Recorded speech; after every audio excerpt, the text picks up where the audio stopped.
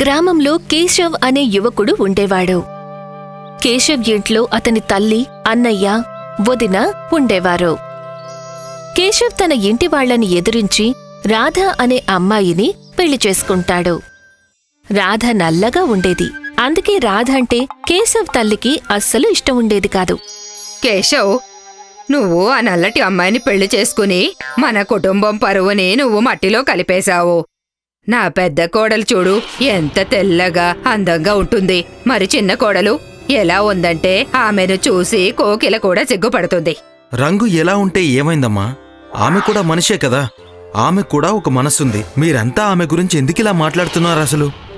ఇలా మాట్లాడకపోతే ఎలా మాట్లాడాలి? ఆమెకి పూజ చేయమంటావా? ఇంటికొచ్చిన బంధువులు తనను చూడగానే ముఖం తిప్పుకుంటున్నారు. అందరూ మన గురించే మాట్లాడుకుంటున్నారు. కేశవ్ తల్లి తన పెద్ద కోడల్ని మహారాణిలాగా చూసుకుంటూ ఉండేది. కాని రాధతో ఇంటి పని మొత్తం చేయిస్తూ ఉండేది. రాధా, వంట చేశాక అందరి బట్టలు ఉతికి పెట్టు. పోయినసారి నా చీర ఉతికినప్పుడు ఒకవైపు అసలు మురికే పోలేదు. చీర మొత్తం సబ్బు రుద్ది ఉతికేశాయి. అలాగే చేస్తానత్తయ్య. ముందు మీరు భోంచేయండి. రాధ భోజనం ప్లేట్ తీసుకుని తన అత్తయ్య దగ్గరికి వెళ్తుంది. అయ్యో అయ్యో అయ్యో, ఏం చేస్తున్నావు నువ్వు? నా దగ్గరగా ఎందుకొస్తున్నావు? నాకు దూరంగా ఉండు.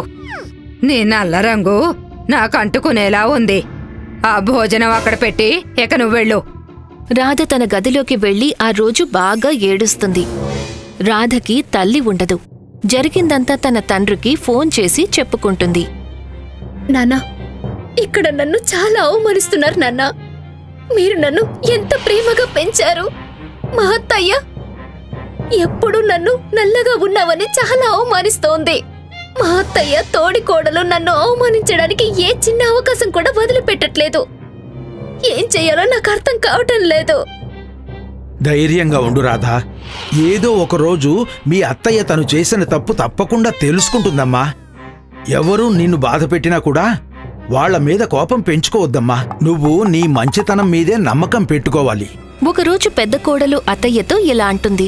అత్తయ్య, నేను వాష్రూమ్ కడిగే అమ్మాయికి పనిలోకి రావద్దని చెప్పాను. ఎందుకంటే రాధానే ఇంటిని వాష్రూమ్ ని క్లీన్ చేస్తుంది. ఎలాగూ రాధా రంగు ఆ అమ్మాయి రంగు ఒకటే కదా.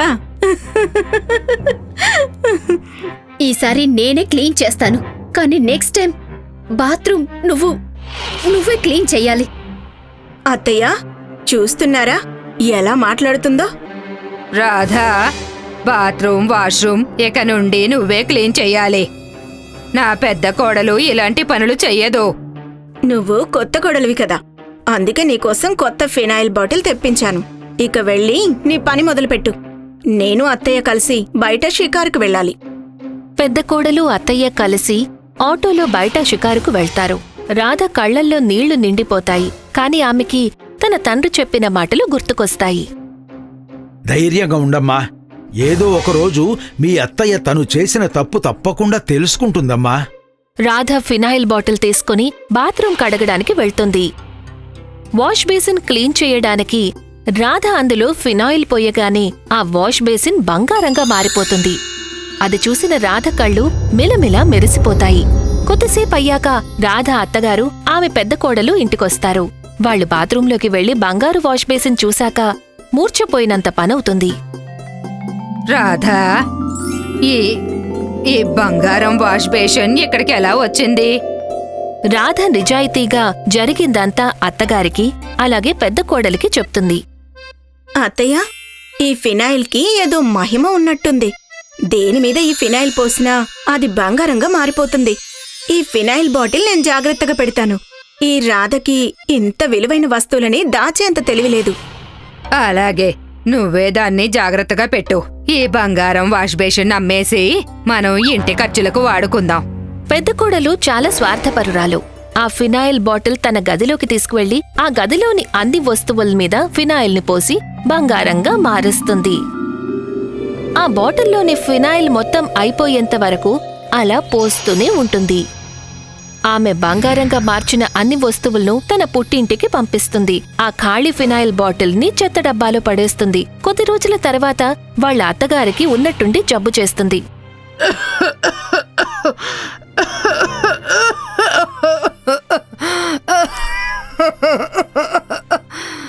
ఏమైందత్తయ్య? మీ ఆరోగ్యం బాగోలేదా? నువ్వు నా దగ్గరకు రాకు, పెద్ద కోడల్ని రమ్మను. వెంటనే రాధ పెద్ద కోడలు గదిలోకి వెళ్తుంది. కాని ఆ పెద్ద కోడలు అంతకు ముందే బయట తిరగడానికి వెళ్తుంది. అత్తయ్య, అక్క బయటికి వెళ్ళినట్టుంది. మిమ్మల్ని డాక్టర్ దగ్గరికి నేను తీసుకెళ్తాను. అలాగే, ఒక ఆటోని తీసుకునిరా. రాధ అత్తయ్యని తీసుకుని హాస్పిటల్కి వెళ్ళాక డాక్టర్ ఆమెను పరీక్ష చేస్తారు. మీకు క్యాన్సర్ వచ్చింది. ఇక్కడ మీకు ట్రీట్మెంట్ ఇవ్వడం కుదరదు. మిమ్మల్ని అమెరికా తీసుకెళ్ళాలి. లక్షల రూపాయలు ఖర్చవుతాయి. మీరు డబ్బు ఏర్పాటు చేసుకున్నాక నాకు కబురు చేయండి. అది వినగానే రాధ అత్తగారి కాళ్లు కింద భూమి కదిలిపోతుంది.